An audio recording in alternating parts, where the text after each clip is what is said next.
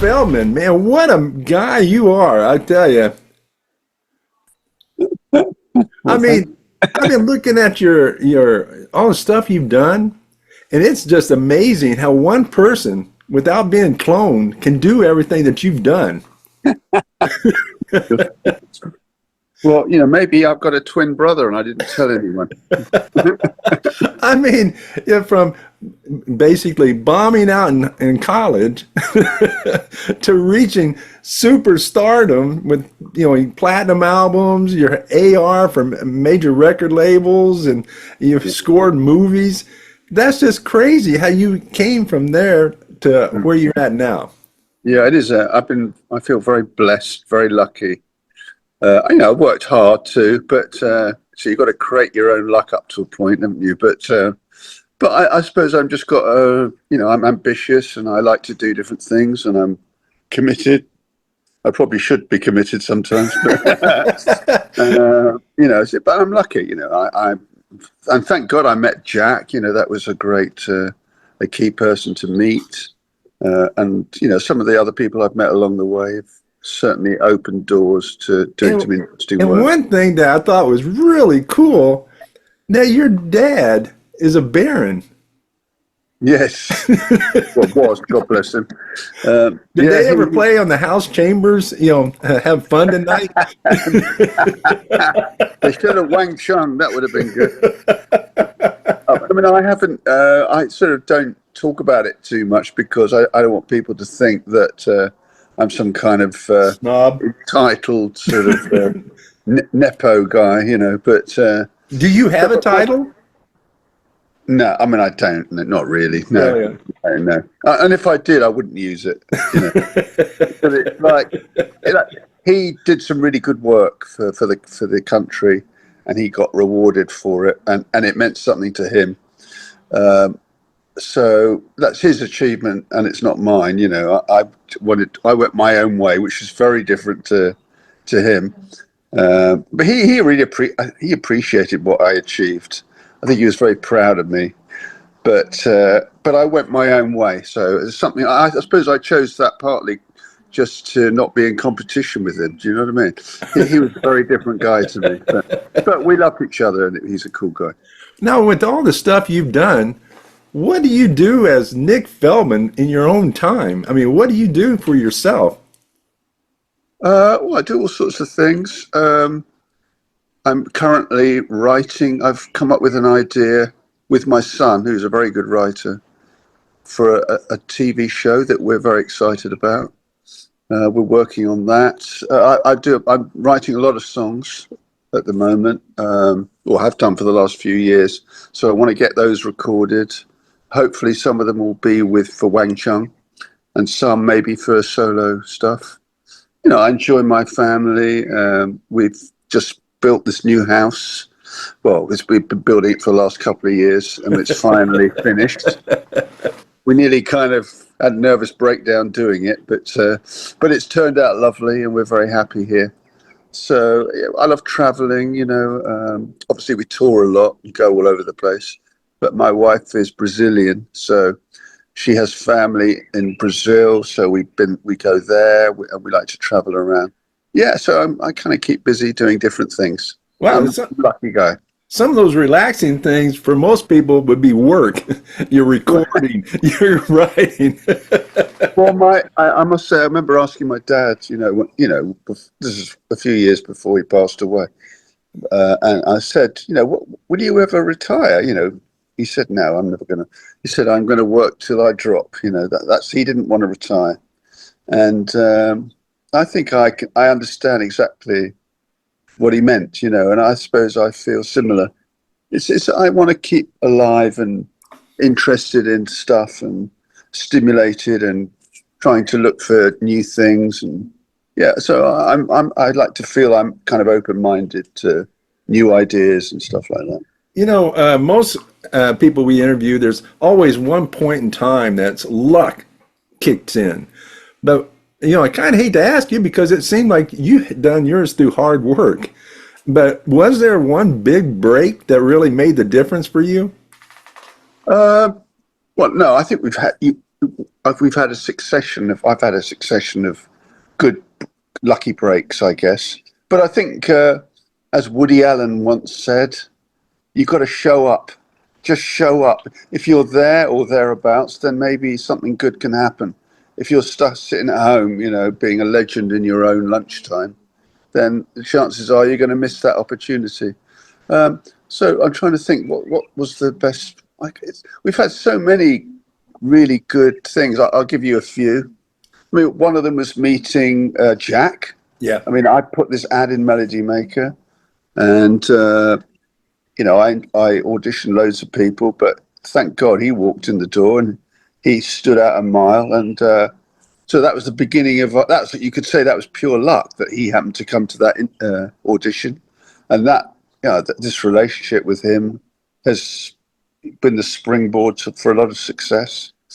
If you go a bit further back, I went to Liverpool University where I studied psychology, but I got thrown out of the university after 2 years for not doing any work.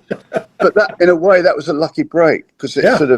I came down to London, got myself a job as a junior booking agent, and Well, you did that by bullshit. yeah, total bullshit. I completely lied. I just lied. I told them I'd been the social secretary of Liverpool University, which was a total lie. I hadn't been at all. But then they hired me, and then punk was starting to break, and I was starting to. So I discovered, I used to get the Clash gigs. I used to for hardly any money because they were nothing then, and I discovered Adam and the Ants and the Only Ones, and so that was an amazing time, and then that led me to meet all sorts of people that in the end, that Wang Chung's manager was through that. That was a key person to meet, David Massey, who he was a friend of my sister, and I met him, and he was just coming over to visit her, and I was living with my sister at the time, and I just got along with him really well. So I, on instinct, suggested he became our manager. He ended up having an amazing career himself. He's been running Arista Records, in America. He's a very successful executive, but he was instrumental in Wang Chung. I think he really grabbed us by the scruff of our necks and dragged us into success. Now, So that was a key moment as well. when was it when you actually could look and say, you heard your music on the radio and American Bandstand, stuff like that, and when did it actually hit you and go, hey, I'm a damn star? Um, a star? I don't know. I remember the first time that that I heard one of our songs on the radio. I remember our first radio play. That was on the John Peel show, who's a very influential sort of evening DJ. He discovered many acts, and he heard one of our demos, and he played it on the radio, on national radio, on Radio 1. So that was like, wow. Although it was kind of weird because I expected it would sound different to how it actually sounded. It just sounded like, oh, it sounds like us. But I don't know. I think being on Top of the Pops, that's a really big show in the UK, or used to be. It's no longer if you got on Top of the Pops, that was the biggest sort of national TV show. Everyone watched it, and we got on it with Dancehall Days, and that was an amazing moment. So but there's been quite a few along the way. I remember hitting number one with Everybody Have Fun Tonight. That was incredible. Was MTV very big? That was big for you, right? Yeah, it was. Yeah, thank God. I mean, from the get-go, as soon as we got to America, because we'd never been to the States, either one of us, before. So we arrived in the States in 1984, and our Points on the Curve album had just come out. Don't Let Go was sort of in the top 40. We're already on, MTV. And so wherever we went around America, we were getting recognized. It was like, how the hell do people know us? It was a really weird experience. especially as in the UK, we'd started off being quite a cool band. I think we were considered an interesting up and coming cool left field band.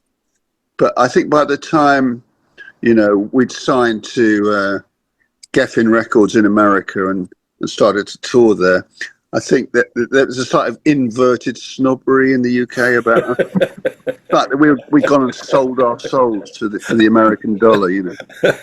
So to get all this sort of adulation in America, a place we always had loved American music and admired the American musical history. So to actually be in America and getting all this attention and positive vibes, it was great for us. Now, today, what music do you listen to that's not yours? I am completely and totally obsessed with an artist called Lewis Cole, Louiscole, Lewis Cole. He's one of the most talented people I've ever heard. He plays drums, but he sings, writes, plays amazing bass, plays amazing keyboards, and I just saw him play live in London. He's done this orchestral. He's created this orchestral album called Nothing, and he's just played in London. He premiered it in London. I saw it the other day. It was just absolutely stunning. So you don't listen to K-pop? I mean, I kind of not really. I mean, it'd be all bit, in all honesty. But I know it's kind of good, I suppose, but not for me. But I love Lewis Cole because he covers so many. He covers jazz, the Brian Wilson, melodic pop, funk. So it's a real journey through all these different and dazzlingly musically talented as well. So great. So and the other person I've really got into contemporary artists is what's his name, Kendrick Lamar. Oh yeah, absolutely. I mean, I've been into him since I heard "To Pimp a Butterfly" album a few years ago, which I just was blown away by. So it's a kind of concept album almost. So to me, it really stimulated me. So I've got a pretty open mind. I'll listen to whatever if it's good. So you got an album coming out, right? We have. Oh, it's already just out. Actually, it's just out. So tell us about that. Well, it's a retrospective or greatest hits, whatever you want to call it. It's called Clear Light, Dark Matter. I suppose Clear Light, Dark Matter kind of sums up the different sides of Wang Chung. So we've got this kind of pop sort of, the top end of it is kind of this pop, very accessible sort of aspect of our music. But if you drill down into it, there's quite a lot of depth to it and musicality. So I think Wang Chung is not just one thing. It's a fairly layered, quite a rich kind of experience. So anyway, so this is it's a really nice release. It's got all our hits on it, plus some other deeper cuts, plus some really interesting stuff that never got released, demos, unreleased tracks. So it's a really good journey through Wang Chung's history, and I think if you like Wang Chung, I think you'll. And it's really nicely mastered. It's all remastered. The artwork's really good. There's a live track on it of Fire and Twilight, which is actually taken a gig we did last year in Canada at the Elm Camber. We recorded it live, and then we thought we'd stick it on this record. But we've got the whole album of that gig coming out later in the year. And then there's a remix of Everybody Have Fun Tonight, a contemporary dance remix of it by a remixer called Eric Cupper, which again we're really proud of. It's got a really great groove to it, and it still keeps the essence of the song intact. So it's a really nice artifact, Clear Light, Dark Matter, and I'm a bit biased, I suppose, but I Yeah. totally recommend it. Now, if people want to get information about your tour dates, how to get the new album, what's the best way for them to get information about that? Well, probably go to wangchung.com. That's pretty. All our dates are on there.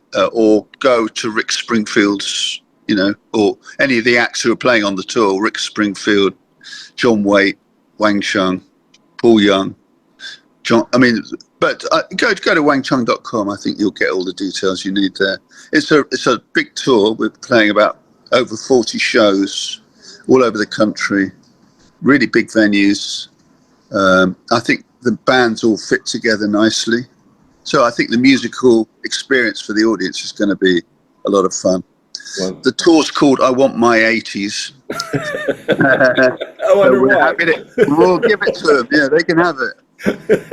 And hopefully they all wang their chungs and have a good time. That's the idea. Well, Nick, I tell you, I told your PR person that I'd keep it short because they said you got so many other dates and you just came from the doctor. But appreciate you coming on, Nick. And Wang Chung, and I tell you, I'm still just flabbergasted by your resume. It just still blows Thank you me very away. much. But thank you so much, Nick. And I know our listeners and our viewers really appreciate you coming on. Okay, that's great. Nice to talk to you. You take care there, Nick. All right, man. Or Cheers. Lord, or Lord Nick. No, don't start that. Nonsense. Take care, Mr. Man. Okay, cheers, mate. Bye-bye. Bye.